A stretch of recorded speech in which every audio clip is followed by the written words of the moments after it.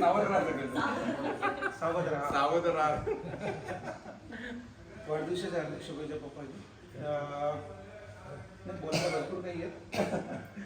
म्हणजे वय वर्ष 90 असताना प्रत्येकाने 90 एवढे जास्त बिंबवलेलं नाही. माझ्या डोक्यात सुद्धा ते 90 बसलेलं. मला सांगायचं नव्हतं जसं स्त्रियांना त्यांचं वय सांगितलेलं आवडत नाही तसं या वयामध्ये पुरुषांना आवडत नाही. आता वय 90 वर्ष होतं.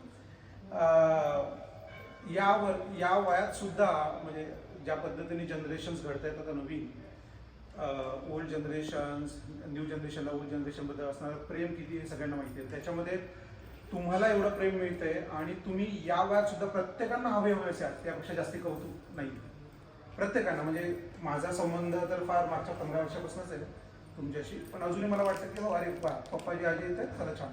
मग त्यांची रूम कुठली असणार, मग ते काय करणार, मग त्यांना वॉशरूमला जाताना काय लागणार, औषधं काय असणार, काय गोष्टी असणार, महिका काय शिकणार, म्हणजे फार महत्त्वाचं आहे. आणि यू आर ट्रूली एम्पायर. कारण तुम्ही ज्या पद्धतीने लोकांना पसरवले बघा. एवढा मोठा कोणी सम्राट नाही आहे जगामध्ये. सगळ्यात मोठ्या जगाचं सम्राट माझ्यामध्ये तुम्ही आहात. त्याला थोडंसं हास्यास्पद घेतलं तरी चालेल. पण तुम्ही तुमची लोक कॅनडापासनं अमेरिकेपासनं सगळीकडे पसरवलेली आहे. एवढा मोठा कुठला सम्राट नव्हता ज्यांनी एवढं जग जिंकलेलं कळलं.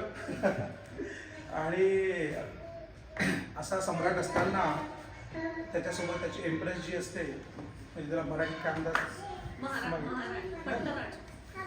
एम्पररचा एम्प्रेस जशी असते म्हणजे ती फिमेल जेंडर सम्राटाची ती पण तेवढी सम्राज्ञी ती सुद्धा तेवढीच महत्त्वाची असते.